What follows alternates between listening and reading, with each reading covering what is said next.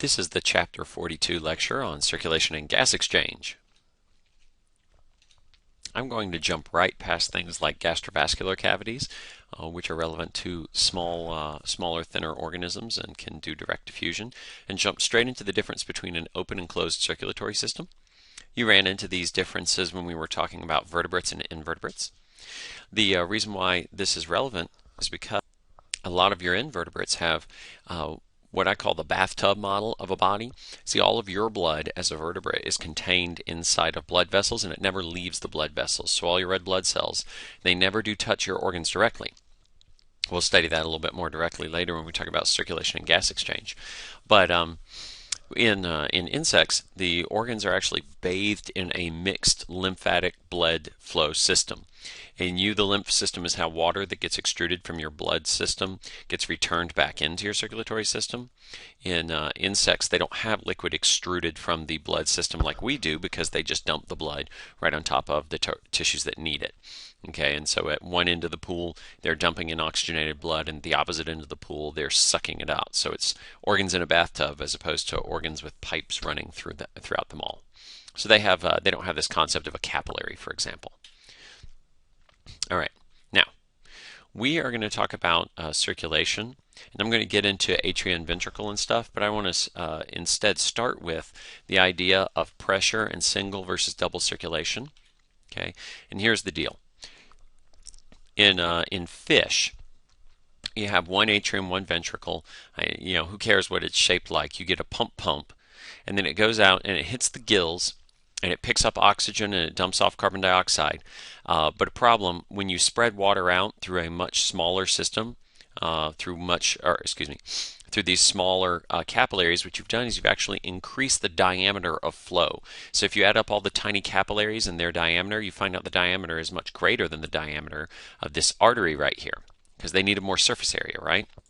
So then, now that you've done that, what you've done is you've slowed down the river. A river in a tight, narrow confines flows very quickly. That same river, once it hits an estuary and spreads out into all those little channels as it approaches the ocean, it slows way down and hardly creeps along. So the blood coming out of the gills is not coming out at high pressure. It's not coming out at high speed. So consequently, it's delivered fairly slowly to the body. And if the heart starts pumping a lot faster, you don't get a lot faster blood flow here. So fish, if they get in some kind of emergency situation, can't deliver oxygen effectively. They're not good long-distance runners, for example. They can sprint because sprinting doesn't rely on circulation. You go anaerobic and your muscles are just kind of relying on the sugar that's on board to begin with. But if you're trying to chase down an antelope, for example, you need double circulation, and that's where, as the blood returns from the lungs, we pressurize it a second time so that it reaches the systemic circulation, the body capillaries, quickly. And so you've got this double circuit. So it pumps here to go to the lungs, comes back, pumps again to go to the body. And that's a key adaptation of vertebrates. All right, so that's your difference between single and double circulation. Now, when you're invertebrates and you have the double circulation, you have another scenario that you have to deal with. And that scenario is, how are you going to handle gas exchange? In reptiles and mammals, you're more tend to be called higher tetrapods, but that's kind of a misnomer. There are plenty of highly evolved amphibians. But anyway, we have separate systemic and pulmonary circuits. Pulmonary meaning lungs. But in your amphibians, part of the reason why they tend to remain wet is they often send it both to lungs and to skin. Because their skin is wet, it provides gas exchange. So their whole surface of their body can be used, depending on the type of amphibian, as a type of lung. This is not as true of things like toads, which have a drier skin and have evolved to move farther from water sources, but your good wet salamanders that always like to spend a lot of time there, and your frog sitting on the lily pad is using his skin just the same way he would use a lung. So they just don't have, the amphibians, they don't have as highly evolved lungs as the rest of the vertebrates do. That's why they need this bonus pulmonary circulation. Okay, now, in your amphibians, you also have another weirdness. You have separated atria. That's true. But you have one common ventricle. Now, it's got a ridge in the middle, and due to fluid flow dynamics, that kind of keeps the oxygenated and deoxygenated blood mildly separated. But here's the trick. When the blood comes back from the lungs, it's highly oxygenated. It mixes some with the deoxygenated blood that you wanted to send to the lungs. So what you get is, red and blue mixed purple. So some of what you're sending to the systemic circulation is not really as high oxygen as it could be. Why is this? Well, think of a heart. It started like this. Okay, it started with one atrium, one ventricle, and we shove out. It can't jump straight to two atria, two ventricles right away. Usually things work in a stepwise process. And here we started with two atria.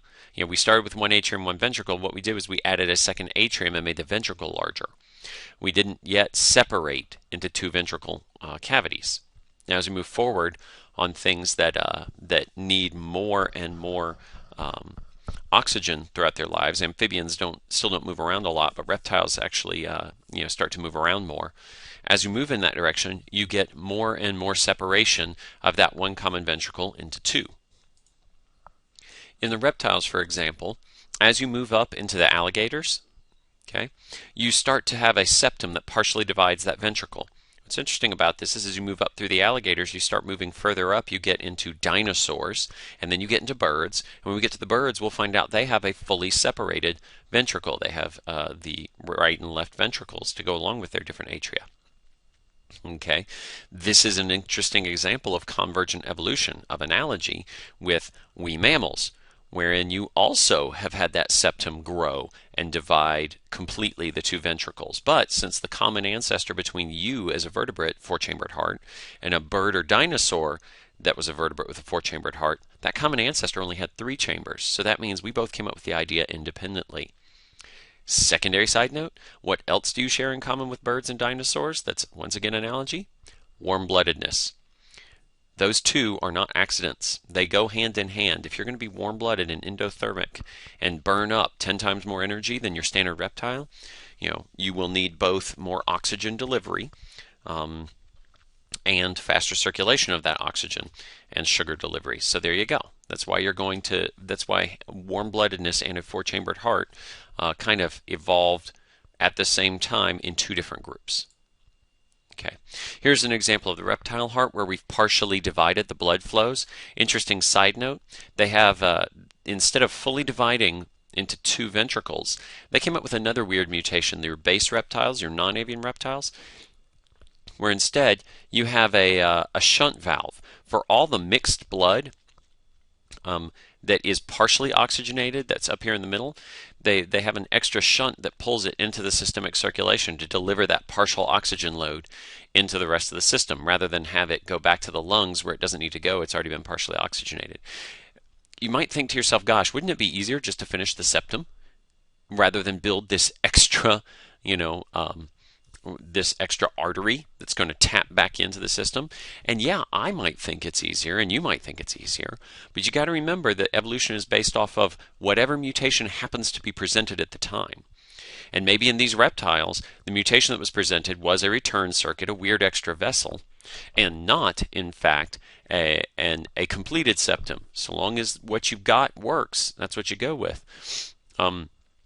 Side note, this kind of concept does exist embryonically to begin with. The idea of bypassing some of what should go to the lungs and putting it back into the systemic circuit.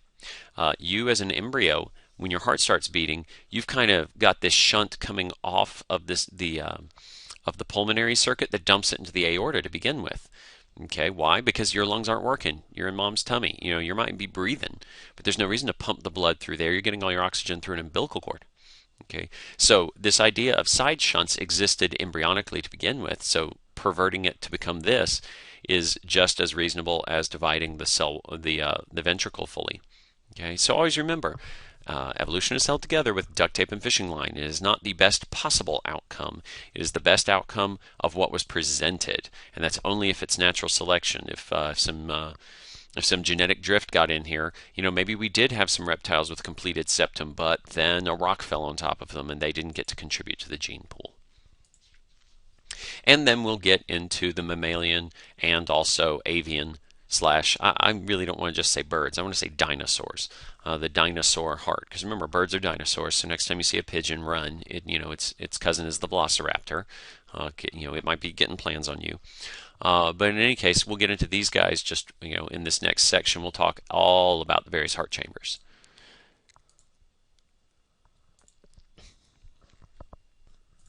Now I am going to teach you how to keep track of the various chambers of the heart. First off, remember that this is a body laying on a table. So this is the right side and this is the left side. Okay, you would have to imagine yourself laying on this table, being, dissected open by a doctor or whatever, and note that that's right and that's left. Okay, so keep that in mind. Second of all, remember that arteries are things leading away from the heart and veins return to the heart. In this simplified document, there are just as many arteries that carry away deoxygenated blood. So there's your blue blood coming away from the heart, right? It's coming away in the pulmonary artery. Just as down here you have some red blood, oxygenated blood, coming away in the aorta, which could also be called the systemic artery. Don't try to call it that on a test, just for parallel. That's what we're talking about. And even though pulmonary veins here are carrying oxygenated blood, over here the vena cava is carrying deoxygenated blood. So vein and artery has nothing to do with oxygen content. It's direction, and more than that, it's pressure. The reason why we can recognize them anatomically is that arteries are under high pressure. They're being pumped on by the heart, and they're thicker. They're much thicker, much more obvious and muscular. They actually have muscles around them. Veins, not so much. They're thin, they're weeny, they're return pipes. Okay, it's like the difference between the metal pipes for the supply line of water coming into your house versus the PVC pipes that drain downward from all your toilets and stuff because the water's just flowing by gravity. They have to be metal coming in because they're under high PSI. In your plastic pipes, there's relatively no pressure at all. All right. So, second thing, A to V to A to V to A to V to A to V. Did you catch it? You can always remember the blood flow pattern in the heart by noting that everything goes A to V to A to V to A to V to A to V. Okay, watch. We'll start with V. That's coming from the vena cava. That's V. To the right, atrium. That's A. To the right, ventricle, which is V, to the pulmonary artery, which is A. Okay, so we're on A, so what do we have to do? We have to go to a V. Well, let's go to the pulmonary vein, to the left atrium, to the left ventricle, to the aorta. Hey, that was an artery. Coming back through a vena cava. Inferior or superior, doesn't matter. Oh, did you see it there? There's your V to A's to V's to A's. We'll do this in class. We'll diagram it on our bodies so that you can always keep it in mind. We'll do a stupid little finger play, and that'll help you keep the blood flow patterns in mind. Okay. Now, I'm not going to go through contraction cycles. I think that's pretty straight up, something you can read, but that's where where a lot of your lub-dub comes from. Remember, it's not the pressurization based on the muscles. You're not hearing the muscles contract. You're hearing valves close, and that's where your lub-dub is. Okay. What I'll do instead is do some computations based on it. We know about heart rate, which is just, your pulse rate. But the other things are stroke volume, and then stroke volume times heart rate gives you your cardiac output. Okay, so it's a good thing to have a low heart rate but high stroke volume. Okay, because you've got a strong heart, but it doesn't have to work very hard. So when you do lots of cardiovascular workouts and you've got a really strong, worked out cardiovascular system, the way you can tell this is because your heart rate does not spike as hard when you start to work. When you're jogging or running, your heart rate doesn't spike up like a crazy, mad wombat or anything. It just maintains a nice, steady, even pulse because regardless of what good shape you're in, you need the same cardiac output, basically. So you can either do that by running your heart like a rabbit, okay, as a high heart rate, or if you happen to have a high stroke volume, you don't have to crank that heart rate up as much. So this is where your cardiovascular health comes in. Good stroke volume. Okay, now let's talk about the nerves. We're going to deal more with the nervous system later, but basically the sinoatrial node is the key to the heart. Now, there's two things to talk about here. Number one, cardiac muscle is self-stimulatory. So if you just create a sheet of it, it'll sit there and it'll quiver. And that's why when someone has a heart attack, they're called in fibrillation. Okay, fibrillating is when the muscle just sits there quivering. It's self-stimulating all over the muscle. So the whole muscle is self-stimulating. And so it's quivering, so it's not pulling it together. Each individual fiber is pulling at random. And a defibrillator sends an electric shock through the heart. And what that does is that causes all of the cells to contract at the same time. Now, hopefully, since they all just contracted, they will all reset, and then they'll go back into their proper rhythm because they're now in rhythm with each other, and their self-stimulation, plus if they've got a functioning sinoatrial node this entire time has been trying to signal them to pump in time, but it hasn't been able to because sometimes it says pump and 3/4 of the cells have already pumped within the past quarter second, and so they can't pay attention to it. They're busy resetting. Okay, the action of the sinoatrial node is what an EKG measures, and here's why I think it's called the sinoatrial node. Okay, if you're looking at a map, this is the right side of the heart, remember. So if you're looking at a map, what is to the right? Okay, to the right, in we Westerners' perspective, is the Far East, China, which is also known as Sino, as in the Sino-Prussian War. Okay, I have no idea if this is the etymology of the term, but it's one way to remember it. And of course it's on the atrium, so that's why it's the sinoatrial node. So it'll send a pulse that'll hit the atria. Okay, that pulse will transition to the atrioventricular node, okay, the thing that's going to carry it from the two atria now to the two ventricles. Okay, as it transitions through these bundle branches, that's kind of a deliberate slowdown period. Okay, this is just a slow wire to put a delay. And then when it hits the Purkinje fibers, that's when it actually causes the ventricle to pump. All right, so that way one signal coming out of the sinoatrial node can result in a pump in the atrium and then a delayed pump in the ventricles. That's how it works. All right. Now we've already talked about pressure differences, right? And how the artery versus the vein works. The artery's under high pressure the minute you send the blood through the capillary network. Now it's coming back at low pressure. Okay, that's why your veins need valves, is because if there's no serious pressure pushing the blood could backflow, and it could go backwards and it could go through that valve. So these valves are one way. The blood can flow through, but it can't come back. And when you've got varicose veins, part of what's going on there is you've got something stuck inside the vein, possibly at the valve point, that's blocking blood flow. So that's why it stands out thick and blue. Nothing's flowing through there. All right. So key thing for veins is the way you get your blood to flow in your veins is, there's a tiny amount of back pressure, because obviously if your arteries keep pumping blood into the capillaries, they can't expand indefinitely. But the other thing that helps the blood flow return is muscle action. So that's why if you sit still for a long period of time, blood will pool in your extremities. Okay, and that's why you need to get up and walk around some, especially on an airplane and things like that. And also, if you've been sitting down for a long time, the veins that return blood from the lower half of your body, they're on the backs of your legs, so the seat can cut them off. They're low pressure, so if you're, just the edge of the seat can stop you from getting good blood flow back. So your feet start to swell, okay, and they start to get tingly. And that's also how you get an arm or a leg that falls asleep, is you get some back pressure because your veins aren't pushing enough blood back to your body. That's one of the things you cut off if you sit on your leg. All right, so we've already talked about pressure drop. We've already talked about velocity drop. Okay, so that's part of the problem with capillaries. That's why you have double circulation. Moving on. Yeah. Okay.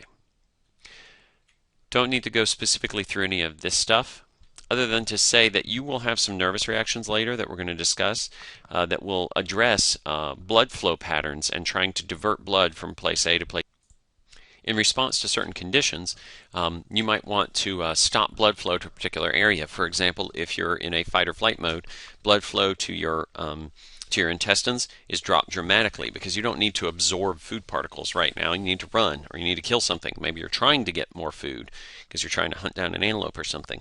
But in that scenario, you don't want blood flowing to the digestive system. So you clamp off any of the capillary beds that lead there, and instead open up the smooth muscles surrounding any of the capillaries that lead to your skeletal muscles. Okay, and then we reverse that when you come back down from your high and you go back to things like digestion. Okay, we also send a lot of blood to the brain in this place. So when you hit a fight or flight, even though your digestive system is doing this and cutting down, your brain, for example, is going woo crazy, lots of blood, lots of flow, hyper alert, want lots of oxygen in the brain to think. And later when we talk about the hormones, you'll find out that you get a reversal of this scenario such that accidentally the brain may overconstrict and then you pass out. So that's why some people faint after they get really scared, but not during the fear. So very few people faint due to fright, just like almost nobody pees themselves because they're scared. But you'll find out that they will faint or pee themselves after they have figured out that they are not immediately about to die. Like after the guy holding the gun to their nose stands there and talks to them for 30 seconds, suddenly the puddle of urine appears, or they'll just faint dead away. It's because the fight or flight has already ended. Now it's not that they're not scared, but their body's overreacted in this diverting of blood. Okay. Now, this slide is key, even though it doesn't have a title. It's talking about how you actually do circulation. So just right now, all we've talked about is moving blood around, but the blood is staying inside of pipes, unless you're an insect, unless you're an arthropod, in which it does dump over the body's organs. Here, we've still kept our blood inside of our capillaries. So what do? Well, we rely on blood pressure. Because of blood pressure, at the beginning end of capillaries, you get a net flow of liquid outward. And we always think of the red blood cells as key. It's not about them. It's about the liquid, the plasma in your blood, and just the water portion even, because a lot of the proteins aren't allowed out either. They're too big. But these capillaries are leaky, and water is squirted out of them. And a little-known fact of water is that it contains quite a bit of oxygen if you put your mind to it. So we've concentrated a lot of oxygen in these red blood cells, and as a result, we've also concentrated a lot of oxygen in the liquid, and the liquid flows out and bathes your body's cells in oxygenated liquid. Also, of course, sugars come out, some proteins, some fats, everything you need to deliver throughout the body gets squeezed out. Now, there's a little bit of osmotic counterpressure because blood is people think of it as being salty. Well, all of your interstitial fluid is salty. But the other thing blood has is some very large proteins and some serum albumin, some other solutes that make the osmotic content of blood very high. So the interstitial fluid isn't nearly as dissolved as that. It doesn't have all these proteins. So water tries to flow from the interstitial fluid back into your capillaries. And at the front end, the net movement is still out, but on the back end, you start to get a little bit of fluid return. Okay, so that the venous end actually recovers some of the fluid you pumped out. However, it doesn't recover all of it. And as a side note, as these red blood cells move along, you're pumping out oxygenated fluid, you're pumping in deoxygenated fluid. These red blood cells respond to that equilibrium shift, and they dump their oxygen into the blood in these areas to offload more oxygen, so that as you get towards the end of your capillary, you're still dumping oxygenated liquid onto your blood, onto your body's cells, because it's coming out of the red blood cells. So how does the fluid get back? Well, the other reason that your feet swell when you don't move around is you've got this thing called the lymphatic system. And yes, you always thought it was for your immune system, and technically that's true. I tell you this, saying that the lymphatic system is designed for your immune cells is like saying that highways are designed for the cops to go on them. Okay? A highway is not designed for the state trooper. The state trooper uses the highway, but the highway is designed for you and me to drive on. Okay, it's for traffic. And the lymphatic system is not designed for the white blood cells. They just happen to use it. What it's designed for is simply fluid return back into your circulatory system. So what happens is the fluid drains into these various pipes. It gets pushed in there a little bit, but mostly it's just constantly draining into these pipes. And muscle contractions, just like on your veins, push that fluid back up towards your heart. And there's a little dump in your heart where fluid dumps back in. Okay, that puts it back into the system to be recirculated into the pulmonary circuit, because it's deoxygenated fluid. It just came from your cells. Okay, it just came from your systemic.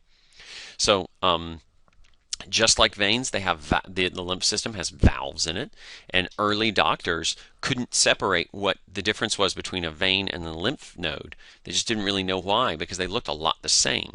So that's why they talked about the 4 humors of the body, and they talked about lymph like it was its own thing. They would talk about the 4 original humors were blood, lymph, I think it's yellow bile, and black bile. Now, so they didn't understand that the lymph was really just an extension of the blood, that it was just, the natural consequence. All right. Now let's talk about blood. You can read about blood, that's fine. Plasma, yada yada, I already mentioned that, but let's talk about clotting. Okay. I do encourage you to go back and look at the different types of blood cells, your white blood cells, your platelets, and your erythrocytes, and kind of where they come from, because you've got some 2 different lineages of cell that come out in your bone marrow that lead to these 3 guys. But moving on to clotting. Clotting is one of those rare things in biology called positive feedback. Now here's warning, I love clicker questions on this. I love to inject one of these ingredients into the mix and ask you what happens. And the two rules are either nothing happens or clot forms, right? So for example, if you inject extra platelets into the body, what happens? Well, nothing. They're not the signal to begin a clot. Okay, so let's start with the signal to begin a clot. My favorite signal is collagen. Collagen is that sticky protein that surrounds a lot of the different parts of your body. But you know what? It is never found inside a blood vessel. So if a platelet touches collagen, it's got a receptor for it, it goes, what the frick? I am not supposed to be touching collagen. I must be outside of the blood vessels. Let me start the clotting process. Another thing that can happen is a damaged cell can also be releasing signals that signal the platelet. Say, hey, if you can get this message, if you hear this, you are near damage. Start the clotting reaction. Okay, and so then what the platelets do is they start an enzymatic cascade. They convert prothrombin into thrombin as fast as they can. Okay, and this is positive feedback process because it tells them, it tells itself, hey, other platelets that see this reaction going on pile on, and they jump in on the process. Okay, now vitamin K, for example, is one of the factors necessary to begin this reaction. If you inject a person with extra vitamin K, are they going to start forming another clot? No, because that's something that was already there in the blood. In fact, all the actual physical components that you need for the scab, yeah, because that's what a clot is, it's a scab, to form, are already in high quantity because you don't want to have to produce them. You want them to be there. You don't want to have to build a fire extinguisher to put out a fire. You want to use the fire extinguisher right away to put out the fire and then go back and regenerate it. Okay, so you have fire extinguishers all over the building, even though you rarely need them. You have all these clotting factors practically everywhere in the circulatory system, even though you don't really need them very often. All right, so prothrombin becomes thrombin. And then, just like in cell-cell signaling in 2107, we have a cascade. Why a cascade? Because signal amplification. You don't want one little platelet. He might be the only platelet in the area that heard the call. He can't build the whole clot himself. So what he does is he starts the phone tree of going from prothrombin to thrombin. Thrombin now goes, all of these thrombins he made, each then become their own factory to convert fibrinogen into fibrin. Okay, so instead of the platelet just trying to make fibrin, which is your clotting material, fibrin all on its own, it's making like 10 times as much as it could make all on its own, because instead of focusing on the fibrin, it's focusing on just cutting prothrombin, which was already there. It's making the fibrin factories by a one-step process and turning them on. And of course, you don't want to have to make a whole bunch of fibrinogen. The platelet doesn't make the fibrinogen. You want it already there in the bloodstream so that it's there to be cleaved into the fibrin at a moment's notice. The reason your clot is red is it tends to also trap a whole bunch of red blood cells, and that's good because they make nice packing material. And other platelets also, they get packed in there, and that makes nice packing material. But the majority of the clot is actually a protein called fibrin. Okay, so when you're picking at a scab, the red part is the red blood cells, but the majority of the scab is fibrin.